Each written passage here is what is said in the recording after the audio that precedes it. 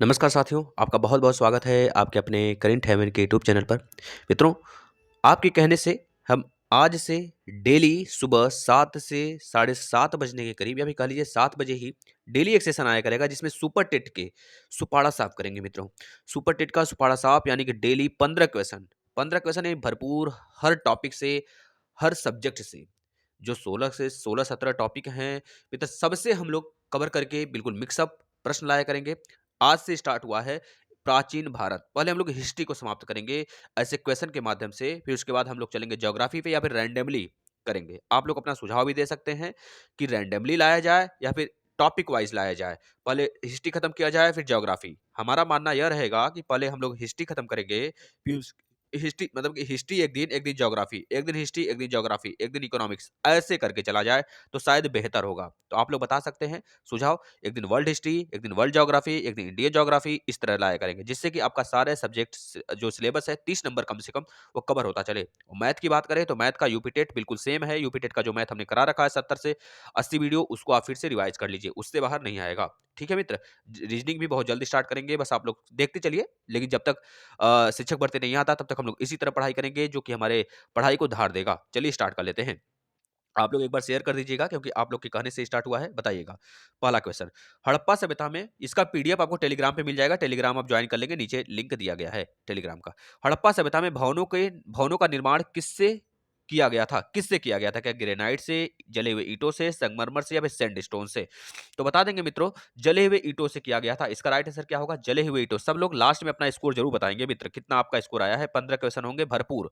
ठीक है, जले हुए ईंटों से किया गया। मित्र, हड़प्पा सभ्यता में भवनों के निर्माण में जले हुए ईंटों का प्रयोग किया गया था, किया जाता था वहां पर। जैसे आज नगरों की रक्षा हेतु उसे चारों ओर से दीवार से घेर दिया जाता था। दीवारों के निर्माण में कच्ची ईंटों का प्रयोग किया जाता था तथा उसे मजबूत स्वरूप देने हेतु बाहर से पकी हुई ईंटों का सहारा भी दिया जाता था। इस प्रकार याद रखेंगे, इसका राइट आंसर बी होगा। नेक्स्ट देखिएगा, इनमें से कौन से वैदिक देवता पशुपति महादेव की हड़प्पा धार्मिक विधि से विकसित हुए हैं? मित्र, क्या प्रजापति इसका राइट आंसर है? क्या रुद्र इसका राइट आंसर है? कि विष्णु है कि पूषण है? बताइए, इसका राइट आंसर क्या होगा मित्र? रुद्र होगा। रुद्र होगा मित्र, याद रखना। रुद्र नामक वैदिक देवता पशुपति महादेव की हड़प्पा धार्मिक विधि से विकसित हुए हैं। वैदिक कालीन देवों में रुद्र अत्यंत उग्र स्वभाव के देवता थे। सिंधु सभ्यता में मोहनजोदड़ो नामक स्थान से पशुपति महादेव की मूर्ति मिली है। मोहनजोदड़ो से ही कांस्य की बनी हुई नृत्यांगना भी मिली है मित्र, याद रखना, मोहनजोदड़ो से।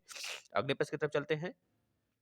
भारत में हाल ही में खोजा गया कौन सा हड़प्पा नगर था? मतलब कि सबसे लेटेस्ट कौन सा हड़प्पा सभ्यता खोजा गया है मित्र, बता देंगे। इसमें धौलावीरा जो कि लास्ट यानी कि अभी लेटेस्ट इसको खोजा गया है, सबसे लास्ट में भारत में हाल ही में खोजा गया धौलावीरा हड़प्पा नगर था, याद रखेंगे। धौलावीरा का उत्खनन कब हुआ था मित्र? 1990 से लेकर 1991 में, याद रखेंगे मित्र, यह सबसे लेटेस्ट है, इस वजह से इसको पूछा जाता है। जिसकी खोज किसने की थी मित्र? रविंद्र सिंह बिष्ट ने किया था। रविंद्र सिंह बिष्ट ने किया था। इस बात को आप याद रखेंगे, बिष्ट, रविंद्र सिंह बिष्ट बहुत ज्यादा पूछा जाता है मित्र, याद रखेंगे।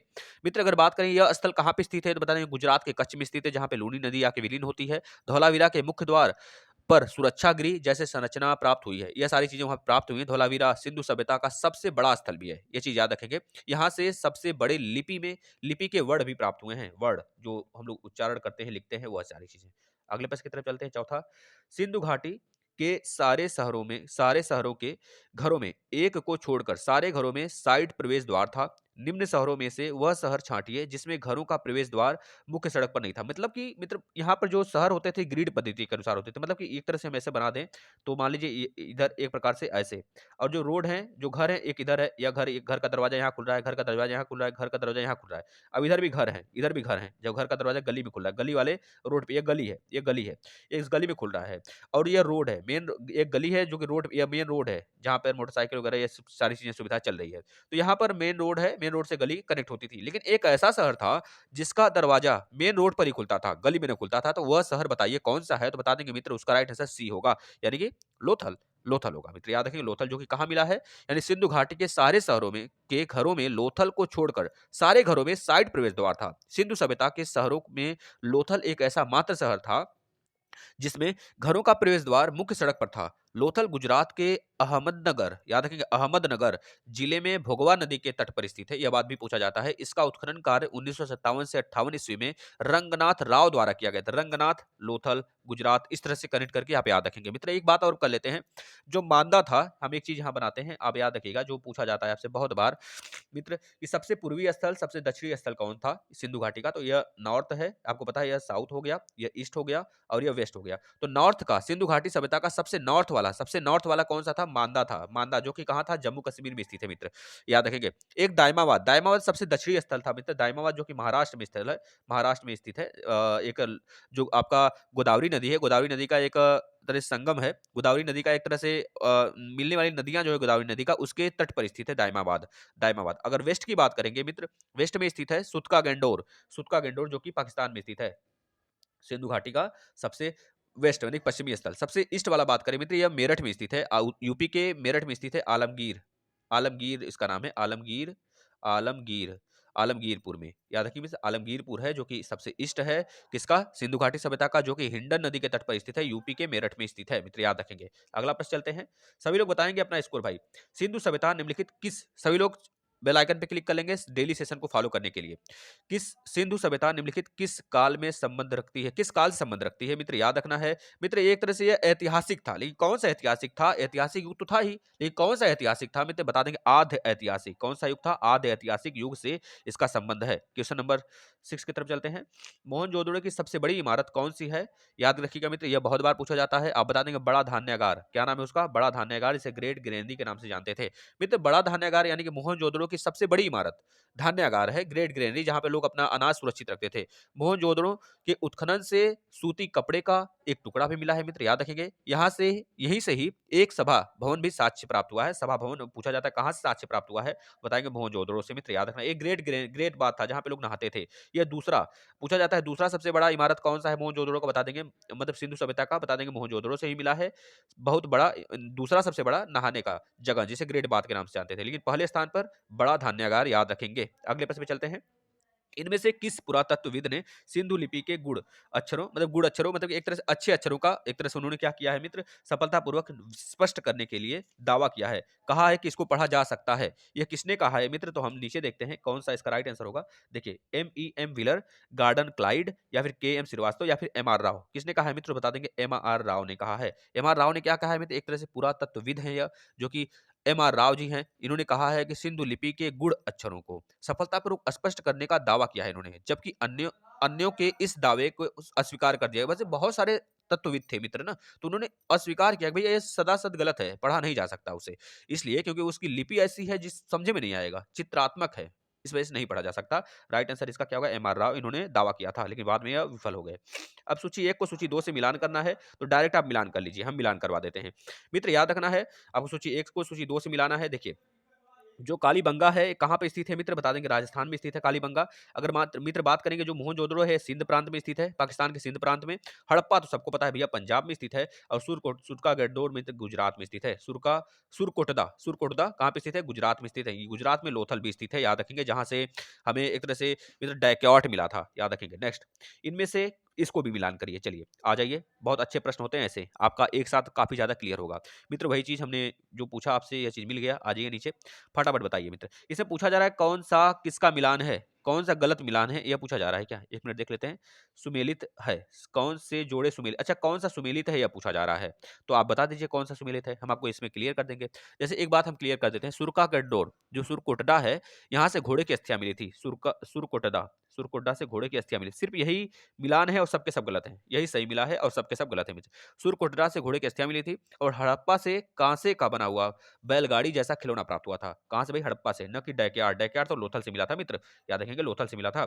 इसके बाद मित्र लोथल से बात करें तो डैकयार्ड मिला था, सभी को पता है। मोहनजोदड़ो से स्नानागार मिला था, ग्रेट बाथ जिसे बोलते हैं, ग्रेट बाथ। मोहनजोदड़ो से ग्रेट बाथ मिला था, दफनाने का स्थान नहीं मिला था मित्र, याद रखना है।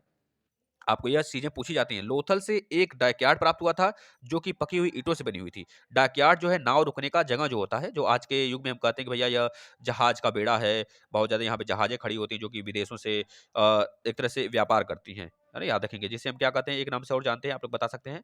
10वां प्रश्न, हड़प्पा के सिंधु स्थल के बाद किसने सिंधु सभ्यता को हड़प्पा सभ्यता नाम दिया है मित्र? किसने नाम दिया? हम आपको एक चीज क्लियर कर देना चाहते हैं यहाँ पर कि हड़प्पा के सिंधु स्थल के बाद डॉक्टर एम.आर. राव ने सिंधु सभ्यता को हड़प्पा सभ्यता नाम दिया है। इसे सिंधु सभ्यता के नाम से जानते हैं, हड़प्पा सभ्यता नाम से इस वजह से जानते हैं क्योंकि हड़प्पा सबसे पहले खोजा जाने वाला यहाँ का जगह था। याद रखेंगे, सिंधु सभ्यता के लिए सामान्यतः 3 नामों का प्रयोग हुआ है, सिंधु की सभ्यता, सिंधु घाटी की सभ्यता और हड़प्पा सभ्यता। हड़प्पा सभ्यता क्यों? क्योंकि हड़प्पा जो है इसका पहला स्थान था जो खोजा गया था।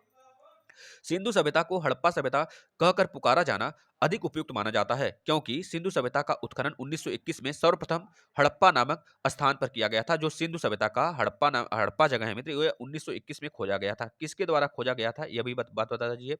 1921 में किसके द्वारा खोजा गया था भाई? 1921 में बता देंगे मित्र, यह राखल दास बनर्जी द्वारा खोजा खोजा गया था, है?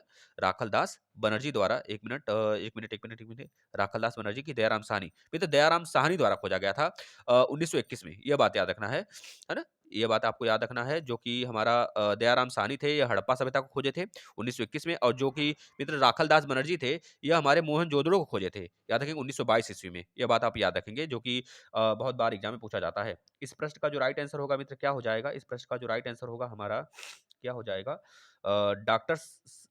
Doctor M R Rao, M R Rao इसका राइट आंसर होगा। एन आर राव यहाँ पे लिखा है, आप एम आर राव बना देंगे, ठीक है ना? अगले प्रश्न की तरफ चलते हैं। मोस्ट इंपॉर्टेंट साथियों, विभिन्न सिंधु स्थलों पर पाए गए कंकालों को मानव शरीर रचना अध्ययन के पश्चात कौन सी जाति सिंधु सभ्यता का निर्माता मानी गई है मित्र? बहुत इंपॉर्टेंट है, देखिए इसमें हम आपको दे दिए हैं सारे के सारे, इसमें बताना है आपको कौन सा मानी गई है। तो याद रखना, अल्पाइन, जो हमारे सिंधु सभ्यता के लोग थे वो अल्पाइन नजर आए, अल्पाइन भी थे, कहा गया बहुत सारे तत्वविदा द्वारा कहा गया कि भी अल्पाइन भी थे क्योंकि उनके जो खोपड़ी थे बहुत बड़े बड़े थे, चौड़े चौड़े थे।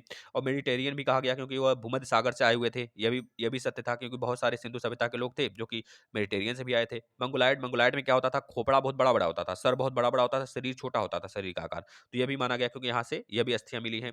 और प्रोटो अस्ट्रोलाइट थे भी, यह भी मिला है, लेकिन यह सिमाइटी नहीं मिला मित्र। इसका राइट आंसर क्या होगा? सिमाइटी नहीं मिला है, यह सब के सब मिले हैं। राइट आंसर आपको यह चीज है। यह चीज हम इकट्ठे ले लिए हैं एक साथ, जिसको आपको दिक्कत ना हो। सिंधु सभ्यता एवं उसके विशेष रूप के जोड़े को बनाइए भैया। फिर से आ गया जोड़ा, चलिए मिलाइए।